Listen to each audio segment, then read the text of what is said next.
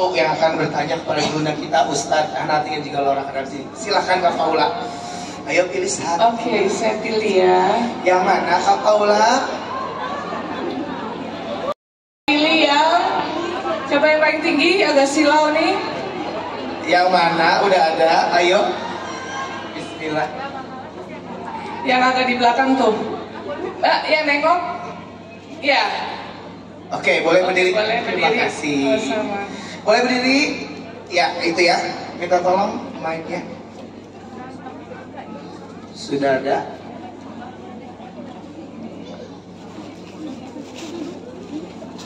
Yang ini betul ya. Siap.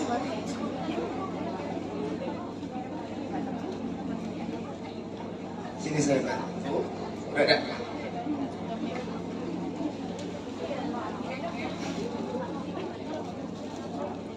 Nah, iya. Minta tolong di estafetkan mic-nya. Nah, gas ya. Oke. Nah, alhamdulillah. Silahkan. Alhamdulillah, terima kasih. Saya sudah diberi kesempatan.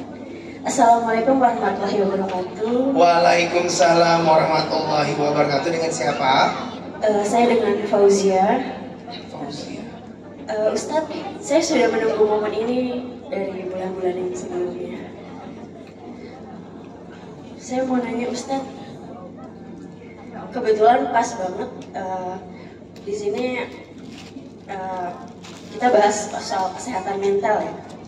Karena kebetulan dari kecil saya sudah terganggu mentalnya.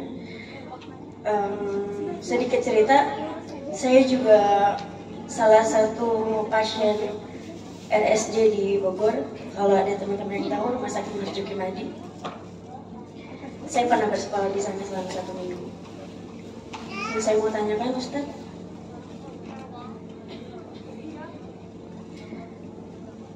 belakangan ini saya sangat putus asa. Bahkan dari beberapa tahun berlalu, saya ketika sedih saya selalu merasa saya ingin mengakhiri hidup saya. Karena dari kecil saya sudah ditinggal oleh almarhum bapak saya. Ketika remaja, dewasa pun saya ditinggalkan oleh suami saya, divorce.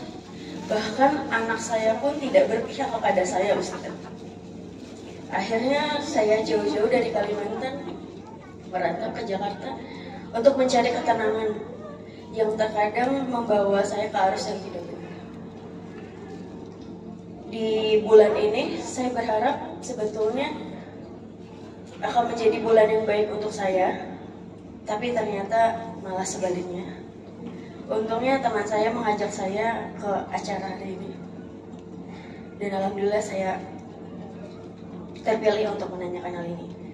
Ustadz, apa yang harus saya lakukan ketika obat, healing, bahkan semua hal yang sudah saya lakukan itu masih belum bisa membuat saya tenang, Ustadz?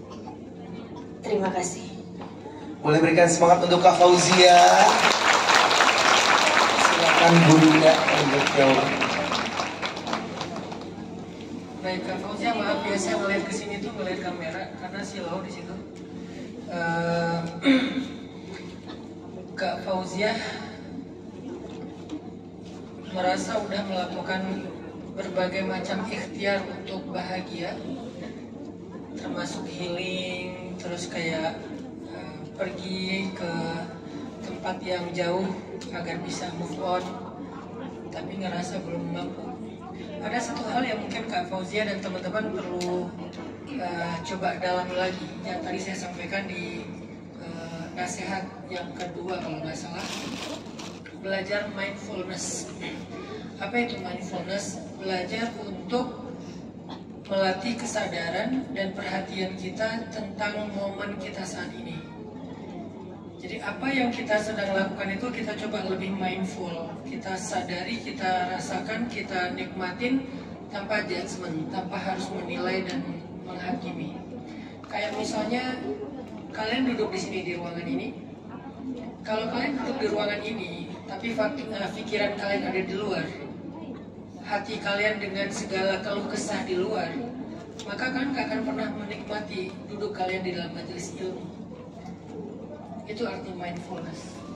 Kalian baru akan mendapatkan keberkahan majelis ilmu kalau ketika kalian duduk di sini itu kalian hadir. Karena mindful itu kan present ya, dia hadir kan. Hadir itu secara utuh gitu, pikirannya ya, perasaannya ya, jiwanya ya, fisiknya. Sehingga kalau kalian di sini duduk dengan mindful, kalian menikmati kajiannya, menikmati tilawahnya, menikmati job kabuninya, menikmati quotes-nya, kalian akan mendapatkan hal yang nyaman. Dan itu nanti bisa jadi hormon kebahagiaan dengan segala variannya kan. Ada hormon cinta, ada hormon painkiller, ada hormon mood stabilizer dengan segala macam istilahnya. Itu tuh akan muncul secara natural ketika kalian mindful dalam majelis. Begitu juga ketika kalian, misalnya Kak Fauzia lagi pengen healing, ada loh orang yang nonton tapi pikirannya ada di luar. Kayak dia lagi nonton musik, orang di panggung tuh lagi nyanyi, yang di bawah itu pada ikutin nyanyinya. Tapi dia pernah kan melihat ada orang di konser tapi dia beda sendiri gitu kan, kayak nggak hadir gitu kan. Konser orang lain semuanya enjoy, kayak menikmati, dia sendiri. Itu kan berarti nggak mindful, dia nggak hadir di situ. Ini contoh-contoh ringan ya. Atau kalian lagi nonton bola, kalian lagi nonton bola. Coba pernah nggak lihat ada orang nonton bola, yang lain tuh wah dia. Pernah ketemu nggak orang kayak gitu?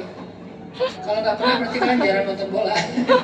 Kadang ada aja tuh di stadion tuh ada aja orang kayak gitu. Mungkin dia datang ke situ bukan pengen nonton bola, dia pengen dapetin vibes dari crowdnya, karena itu kan dibentuk ya. Cuma terlalu kuat lelah batinnya, lelah mentalnya, lelah problem mentalnya terlalu kuat sehingga udah dibentuk oleh crowd, vibes-nya pun dia nggak kebentuk, dia masih tetap asing di situ. Dia nggak mingle di situ, dia nggak nge-plan di situ, dia malah asing, kayak bukan orang yang ada di situ. Nah, gimana cara ngelatih mindfulness ini? Sholat. Karena ketika kita sholat, kita tuh memutuskan semua urusan di luar sholat. Begitu kita Allahu Akbar, putus semua, tek tek tek tek tek tek tek. Ya dagangnya, ya urusan apapun dunia ini putus semuanya. Kan sholat itu adalah zikir, mengingat Allah. Jadi dia fokus dengan Al-Fatihahnya, Al-Ikhlasnya, An-Nasnya, tasbihnya, i'tidalnya, tahiyatnya. Di situ kan lagi berlatih tuh. Kalau di luar mungkin pakainya meditasi, yoga, segala macam. Kita sebagai muslim ya sholat, dan insya Allah kita yakin inilah yang terbaik untuk melatih mindfulness. Kita hadir dalam sholat kita, terputus semua urusan yang lain. Sampai para sahabat ada mengatakan, aku kalau udah sholat seolah-olah di hadapanku Allah, di belakangku dosa, di kananku surga, di kiriku neraka. Cuma itu yang dia ingat. Dia nggak ingat apa-apa.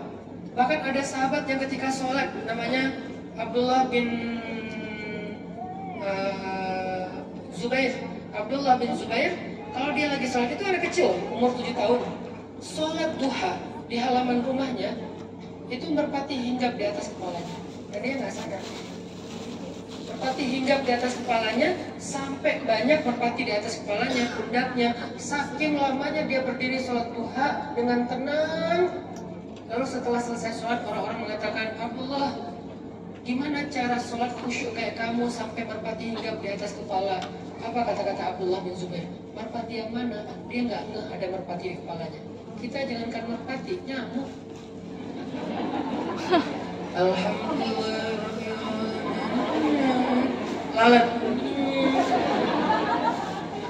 Apalagi sholat sebelah handphone, notifikasi. Gimana mau mindfulness coba?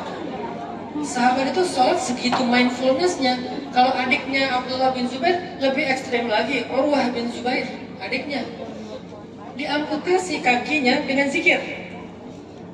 Dia nggak mau pakai bius, apalagi khamar, apalagi dipegangin sama laki-laki yang lain supaya nggak meronta-ronta.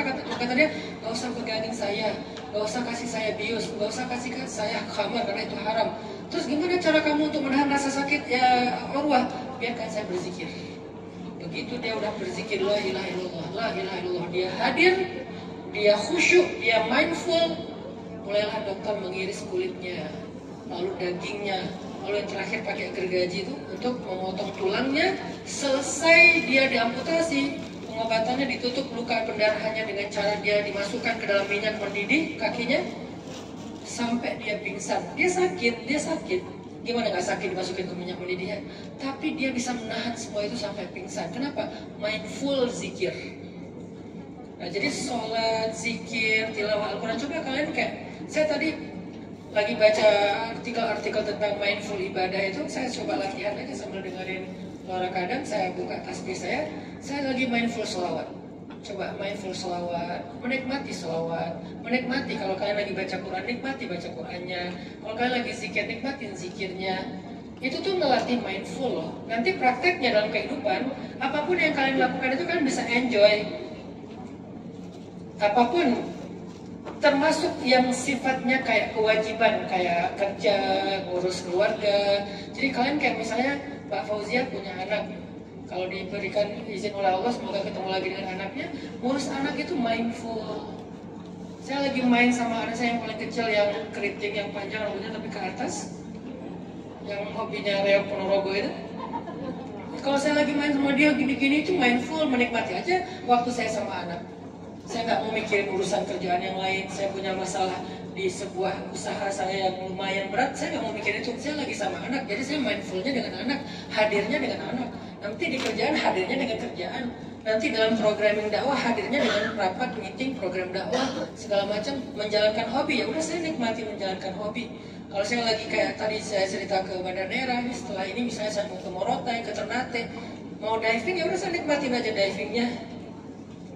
Nah, melatih mindfulness dalam hidup membuat kita hadir.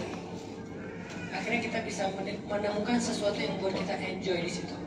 Sehingga nggak ada lagi alasan, saya udah jalan-jalan Ustaz, tapi saya nggak dapat apa-apa. Karena kamu nggak mindful, kamu nggak hadir. Kayak kemarin saya ke Kapadokia, it's my dream. Bareng keluarga, naik balon udara. Ya udah mindful aja dengan balon udara. Nggak ada saya di balon udara, tapi pikiran saya di dalam gua. Atau hati saya ada di mana misalnya. Enggak, ya udah nikmatin aja. Jalan. Karena saya senang banget jalannya bareng keluarga, ya udah family time itu benar-benar quality time. Main sama anak apa, receh lah, random lah, apalah, pokoknya saya nikmatin aja. Udah selesai, lepas dulu pikiran-pikiran tentang kerjaan sejenak. Lagi nikmatin orang lagi mancing di Bosporus itu, Selat Bosporus. Ya udah saya jalan, nikmatin. Anak saya yang cewek videoin, ya udah kita nikmatin aja. Edit video itu bagian dari hobi misalnya. Mindful. Orang pikir Ustaz kayaknya nggak punya masalah, dia nggak tahu. Masa saya harus curhat di sini, ramai lagi di Lambe Syariah viral nanti ya. Karena ini bukan sesi Ustaz curhat sama jemaah kan. Jadi saya nggak akan curhat di sini, saya curhatnya sama Kak Bruni kalau lagi di jalan bareng. Orang nggak tahu aja masalah saya. Tapi kok nggak kelihatan ada masalah? Karena saya nggak lagi dalam konteks curhat. Kalau saya lagi curhat, pasti ekspresi saya nggak kayak gini. Karena lagi mindful curhat gitu ya. Sekarang saya lagi mindful sharing. Nanti saya lagi mindful main. Nanti saya lagi mindful ibadah. Nanti saya lagi mindful sama keluarga. Nah, coba belajar mindful, hadir dalam bahasa Arab. Allahu a'lam. Masya Allah, tabarakallah, jazakallah khair untuk banyak. Laura, udah. Ini karena kita sudah mau masuk waktu maghrib, ini kayaknya kita harus sudah di akhir acara, tapi sebelum kita masuk ke sesi akhir ya, ini mohon maaf buat teman semuanya, yaitu sesi doa dan juga muhasabah. Ini ada info buat teman-teman semuanya. Insya Allah ini sharing time bakal kembali hadir di kota Jakarta ya. Kapan? Nah ini dia nih, sharing time spesial Ramadan. Insya Allah bakal hadir di tanggal 16 Maret 2025 bersama Gruda kami Ustadz Rataki. Tempatnya ini agak lain ya, di The Krakatau Ballroom di Taman Mini Indonesia Indah. Ini biasanya kalau sesi malam, insya Allah kita akan mengadakan sholat tarawih berjamaah bersama Gruda kita Ustadz Hanan Ataki. Dan kabar baiknya untuk tiketnya bisa didapatkan mulai dari sekarang. Silakan cek di sharingtimeuh.com. Hati-hati penipuan, hati-hati orang yang tidak bertanggung jawab karena tiket hanya available di sharingtimeuh.com.